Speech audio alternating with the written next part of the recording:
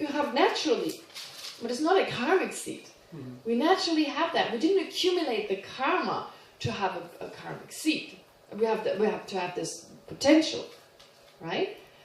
So basically it means there's something with the mind, a certain potential. Just as fire has the potential to burn. Okay? Fire has the potential to burn. What is the potential? What is the potential? It's not the heat.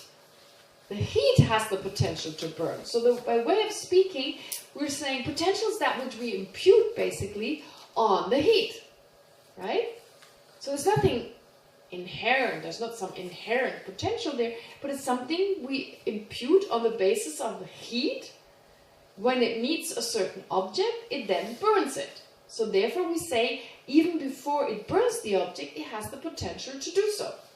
That's pretty simple with regard to a potential.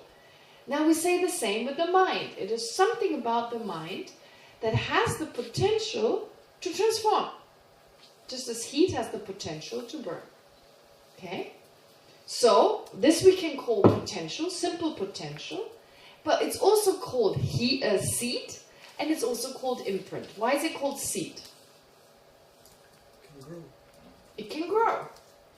A seed has a potential, again the idea of potential, but more than that, it has the capacity to grow, to transform. So there's something minor there initially. So the mind has the potential to become a Buddha, and that then gives rise to that potential growing. Right? Initially it's just the potential to become a Buddha, but then you have the potential to generate all the states of mind that take you to Buddhahood. Does that make sense? So in a form like a seed. Why imprint? Why is it called imprint? It's the same, in the same way it has the potential. Because of the seed, I've accumulated or put an imprint on my mind, and it has the potential. But you didn't put an imprint on your mind. This particular seed has always been there. No, the imprint. The imprint has always been there. Seed, imprint, and potential are the same. Yes. So, imprint can project the thing. It's like a small facsimile thing that can just open up completely to the real thing. It's something that can open up to the real thing. What do you mean? Well, imprint is when you imprint something on the paper. Right. Then you can see it. It is there.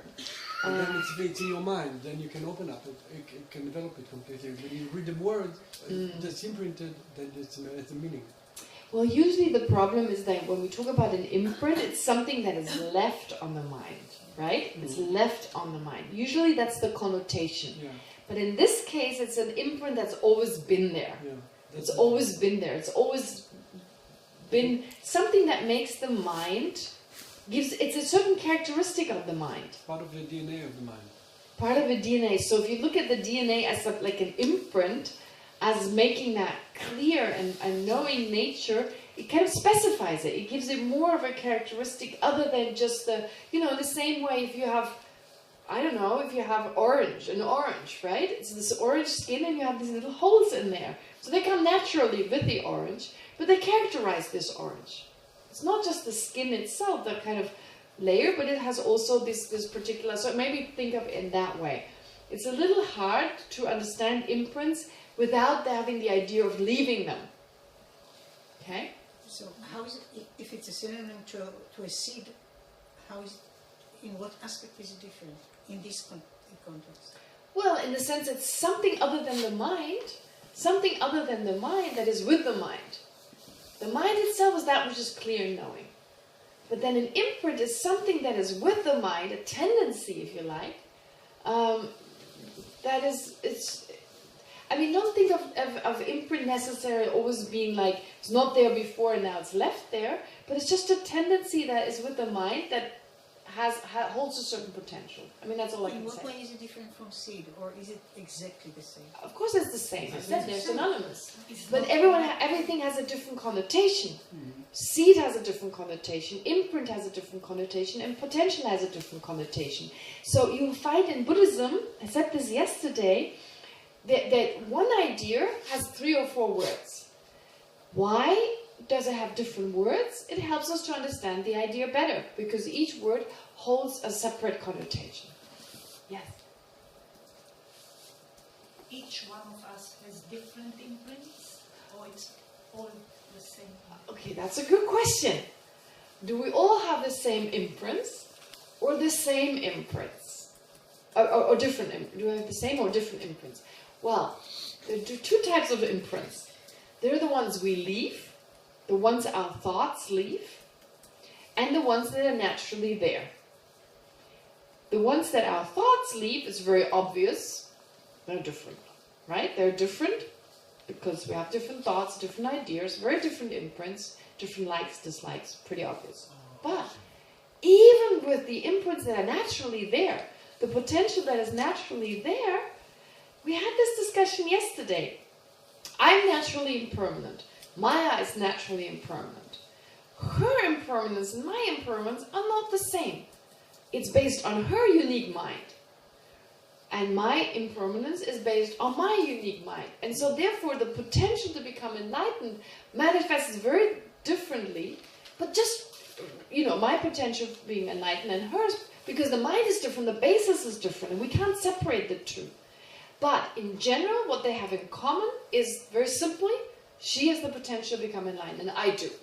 In that sense, that's the greatest similarity.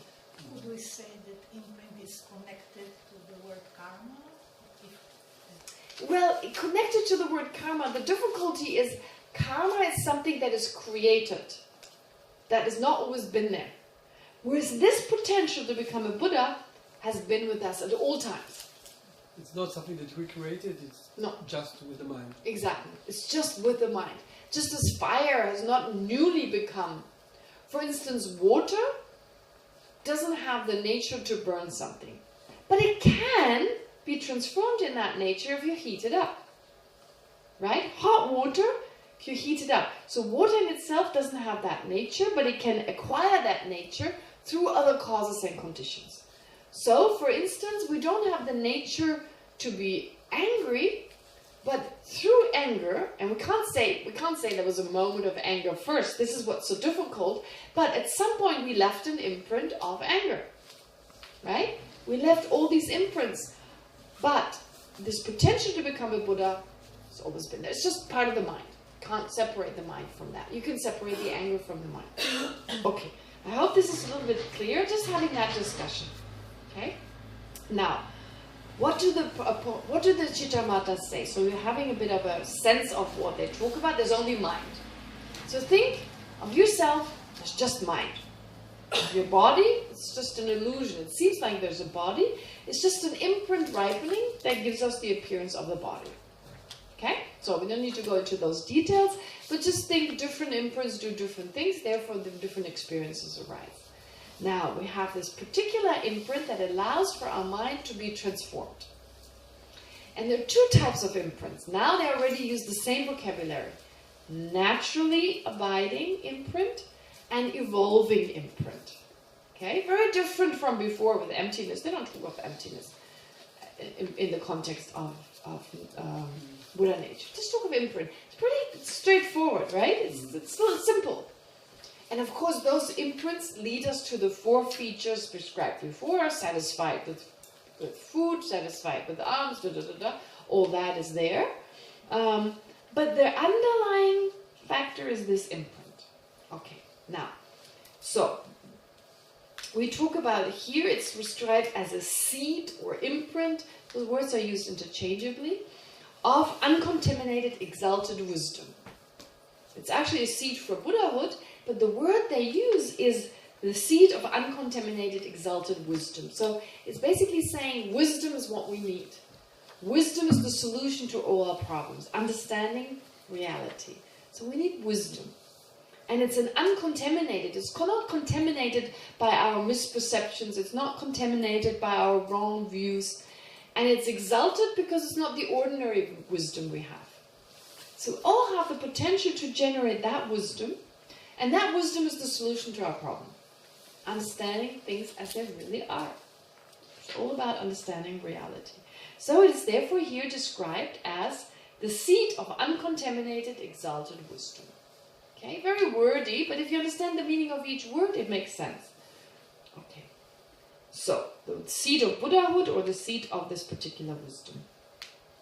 All right, so, and there are two types.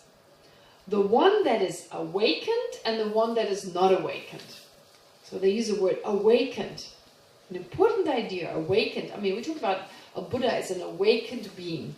Already you have the word awakened.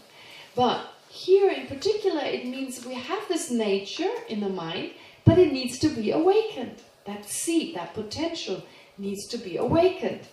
That idea is very important. When do you awaken it? What does that mean to awaken it? Okay, there's a lot of discussion on that. Anyway, so we say that here they say the seed is awakened by listening, contemplating and meditating on the Buddha Dharma. That makes sense, doesn't it? By listening, so the seed, to awaken your seed, your potential to becoming a Buddha, you need to listen, contemplate on, and meditate on the Dharma. Meditate on the teaching. So we need external factors, although here, these are not external, they're just imprints again, imprints. It becomes really difficult to explain things because you end up, but they're awakened by another imprint, ripening to listening to the Dharma, right? And so that original one, so it becomes a little hard. The Chittamatra is not easy to explain. Effective, but not easy. But basically the point is just think of imprints to understand the idea of imprints. When you listen to, contemplate, and meditate on the Dharma, they get nourished and they start to awaken. Okay? So not that hard. So think, have your imprints, and you see the thing is we don't move away so much from the Chittamatra. Even the view of the Vaibhashika and the Satantrika, although we don't say that it's final Buddha nature, but we still need those. So as we did the meditation before, they became relevant. Do we have these characteristics? Have we been nourishing them, etc.? Now we can talk about imprints. Do we have imprints? Are you aware of your own imprints, basically? And when you're around Buddhists for a while, or at least people who learn about Buddhism, they talk about, I had a strong imprint. Slowly we get used to that idea, don't we? I have an imprint. When you suddenly like something very strongly, and there's no reason for doing so, I must have had a tendency in the mind, there must have been something, imprints. It's exactly that. Yes? The word imprint, because we have the association of karmic imprints, so when you talk now about different kind of imprints, it's very confusing for me. Is it? Okay. Seed I can, potential I can understand. It makes sense. But when you use the word, what you said right now is the imprints. Yeah. It's loaded with meanings that we had before about karmic imprints and. We think of imprints. The difficulty is that something is left. Yes. Yeah. So here, imprint. You see, it doesn't matter because, for instance, we use the word. There's a word for lotus. It's lake-born. Okay. Lake-born. Lake-born. That which grows in a lake. That's the word for. That is the word for lotus. So in Hindi or in Sanskrit. In Sanskrit, in the original Buddhist language, not original as such, Buddha didn't speak Sanskrit, but anyway, the language of the scholars. That language, in that language, the word for lotus is that which is born in a lake. Now, give me an example in Hebrew, where the word means something, although not every lotus is born in a lake, right? But the word is such. I'm sure you have words in Hebrew where the word seems to connote such and such, but it doesn't mean that this particular object has always that. Right? Not every lotus is born in a lake. You have a lotus that is grown in a flower pot. So you still call it lake-born. That's the name. But it doesn't mean that every lotus is born in a lake. Okay, do you have in Hebrew words like that? Of course you do. In every language you have those words. We don't speak No. The word in the word there's a meaning of the word. The connotation. The connotation means something, but it doesn't mean the word.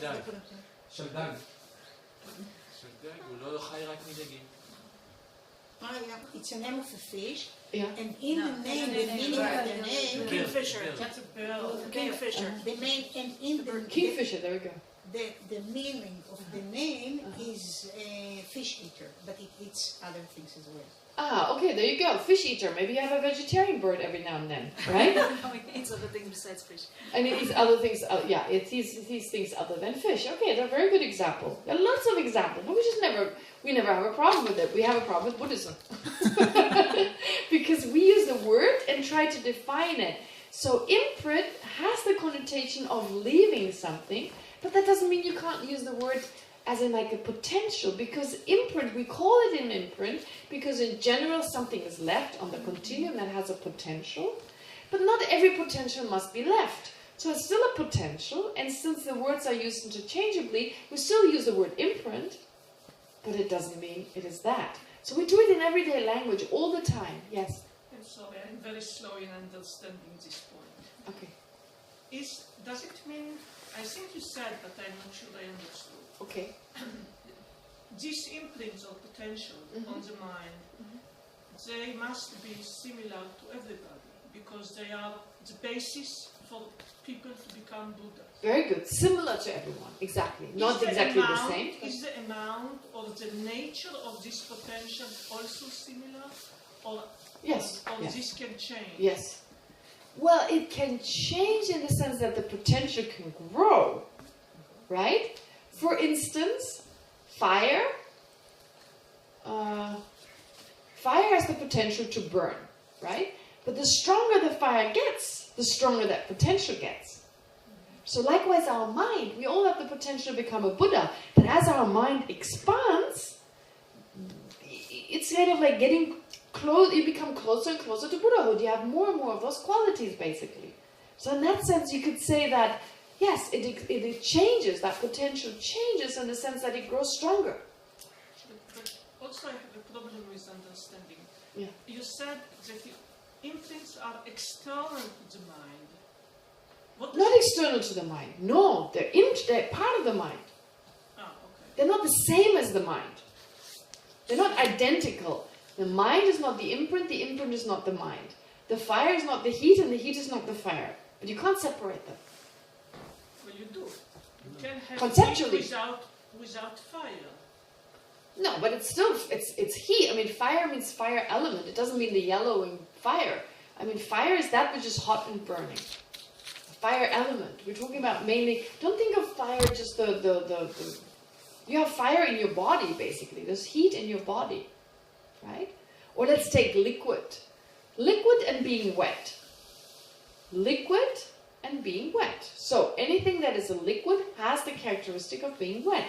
But they're not identical. You can conceptually separate them, but they're actually part and parcel. One is a part of the other. So similarly here, our mind is that which is an experience that's clear and knowing. But it has characteristics. One of its characteristics is it can transform. It can transform into the mind of a Buddha. Our ordinary mind has the potential, and that's what we call imprint. So this is something that is going from life to life? Yes, absolutely. It goes from life to life because it's always with the mind. You could not separate the mind from that potential. That's why it's always karmic. No, it's not karmic. Karma means it was not there before, and then it's positive. It's built in. Karma is so misunderstood. Karmic action means a volitional action that I created and left there. It was always there. How could there was no karmic, there's no volitional action of body, speech, and mind that left it. It's just naturally there. You mean the Buddha nature, but the other seeds, all the seeds. No, there are other things They go too. with us. Our potential to perceive something. That's also natural with the mind. The potential for something to appear. It's also natural with the mind. These are all natural potentials we have, and they're not karmic. The potential for the mind to change. The impermanence, in other words. That's also natural. It's not karmic. Your mind changing, is that your karma? How it changes is your karma. But the change itself, not everything is karma. So isn't a lack of definition, of exact definition of the mind, in fact? Because like this, you are compelled to have two definitions of the mind. one from the point of view of the imprints and one of the point of the clear and knowing. No. Okay, like a very small definition. Okay, well, definition just means characteristics. So basically, there's different ways of looking at the mind. I agree with you. Any object has countless characteristics. So if you look at it from the point of view of their characteristics, yes, you can explain them slightly differently, right? So this is true, but you don't end up with different minds. But they're very complicated. A mind is very complicated, and understanding it fully, you can look at different aspects. One aspect is it can change. Neuroplasticity supports that, right? You had a question. The text says that we need wisdom in order to become a Buddha. Yes, awaken. so true. Do the big yogis Yeah, use wisdom or different means? both. They use skillful means, they use different methods and means such as love and compassion, but mainly wisdom. Mainly wisdom. So actually, wisdom is the main aspect. Love and compassion enhance the wisdom, and love and compassion become possible because of wisdom. But that which eradicates, the vacuum cleaner that eradicates our afflictions is wisdom. It's that meditative mind, it actually eliminates their obscurations. Why? Because the perpetrator, the main cause for all our trouble, is not anger, it's not craving, it's a misperception of reality. And the only thing that can fix it is wisdom. Let's say that on Chittamatra, component of Chittamatra, and they... I think we need to take a break, by the way. Yes. Sorry. Just check my watch, and I didn't want to interrupt you, but it's 5 minutes to 11. You may need a break. Do you need a break? 15 minutes? Yeah? 15 minutes? Great. Please be aware of the in-between session time. So, again, to just reflect, if you can, quietly, mindfully, on your own mind, what you've learned, the 4 characteristics, the seeds on the mind, and just kind of try and reflect on them as you go into the in-between session. And you can come forward and ask questions. I'll sit here, and if you want to